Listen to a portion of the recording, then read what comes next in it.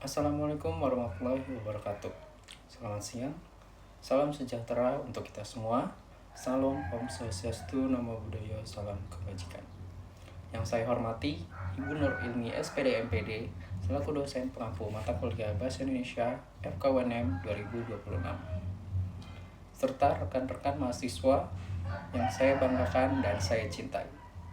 Marilah kita panjatkan puji dan syukur kehadirat Allah Subhanahu wa Ta'ala. Atas rahmat dan hidayahnya, kita masih bernapas lega dan memiliki detak jantung yang teratur serta kejernihan dalam berpikir.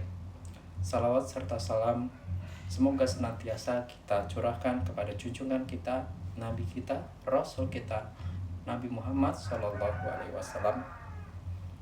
Allahumma sholli wa sallim. Berdiri saya di sini, saya Pandu Prawira Nur Atala, mengenakan pakaian putih dan hitam yang melambangkan kesederhanaan pikiran dan keteguhan dalam prinsip. Pada kesempatan yang berharga ini, saya ingin mengajak rekan-rekan sekalian untuk menoleh pada suatu aset yang paling fundamental dalam kehidupan kita. Namun, seringkali kita lupakan, yaitu kesehatan. Seringkali kita mendengar bahwa mens sana in corpore sano, yang berarti dalam tubuh yang sehat terdapat jiwa yang kuat. Namun, apakah benar kita meresapi makna itu secara utuh? Di era sekarang, kita dituntut untuk bergerak serba cepat. Kesehatan seringkali kita kesampingkan, dan kesehatan seringkali kita anggap sebagai suatu yang pasti ada, sehingga kita lupa untuk merawatnya. Kita melihat banyak di antara kita, termasuk saya pribadi, yang seringkali bangga ketika dapat bergadang untuk menyelesaikan suatu tugas, ketika bisa bergadang untuk mengurus suatu organisasi. Kita merasa kuat menimbun stres demi suatu pencapaian duniawi, untuk mencapai nilai yang sempurna. Namun sadarkah bahwa tubuh kita bukanlah mesin, tubuh kita bukanlah robot, tubuh kita perlu diistirahatkan, perlu untuk diberi nutrisi yang cukup, dan perlu kita untuk merawatnya, dan perlu untuk dicintai. Kesehatan fisik adalah fondasi utama bagi kehidupan manusia. Apa gunanya gelar sarjana yang kita impikan, namun kita tidak bisa bergerak, kita hanya berbaring di tempat tidur?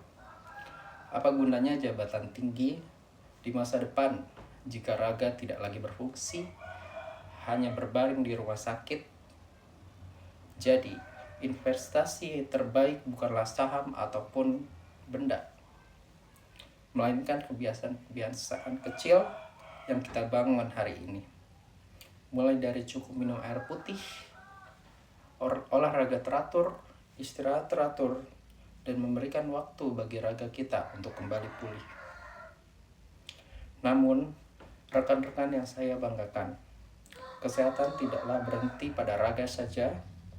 Ada dimensi lain yang jauh lebih dalam, namun sering tersembunyi, yaitu kesehatan mental.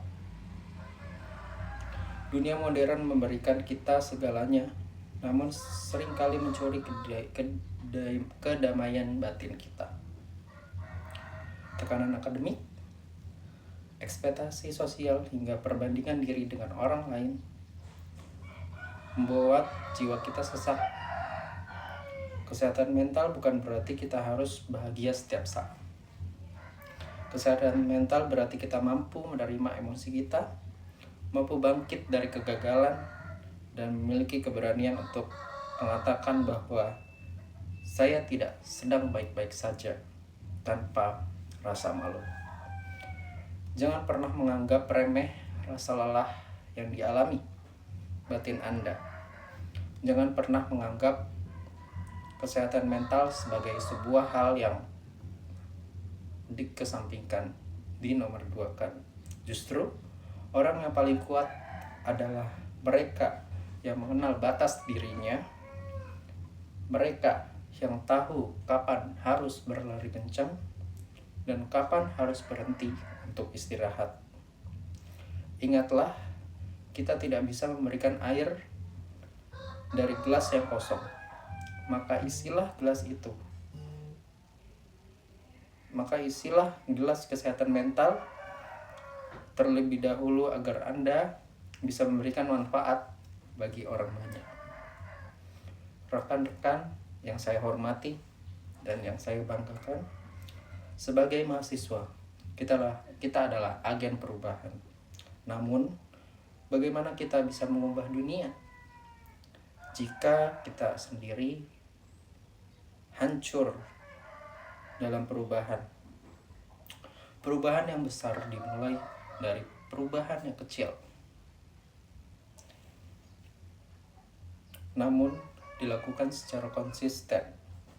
Mari kita buat kesepakatan hari ini, kesepakatan untuk lebih peduli pada sinyal-sinyal yang dikirim oleh tubuh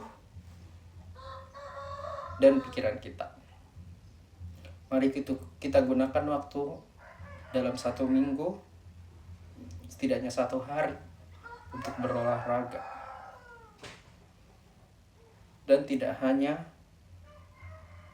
bekerja untuk tugas, meraih nilai atau meraih jabatan, tapi juga untuk menata pola hidup agar lebih seimbang. Sebelum saya mengakhiri pidato ini, saya ingin menyampaikan rasa terima kasih kepada Ibu dosen Nur Ilmi SPD MPD, dan terima kasih atas segala ilmu, bimbingan, dan kesabaran Ibu dalam menuntun kami memahami esensi bahasa Indonesia dan komunikasi dalam 1 semester ini. Semoga ilmu yang Ibu berikan menjadi amal jariah yang tak terlupakan dan tidak terputus. Akhir kata, kesehatan adalah mahkota yang bisa dilihat oleh orang sakit.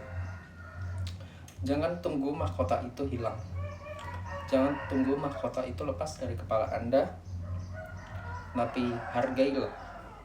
Menyadari betapa berharganya ia, teruslah berkarya, teruslah bermimpi, namun jangan pernah mengorbankan dirimu sendiri untuk sesuatu yang bersifat sementara.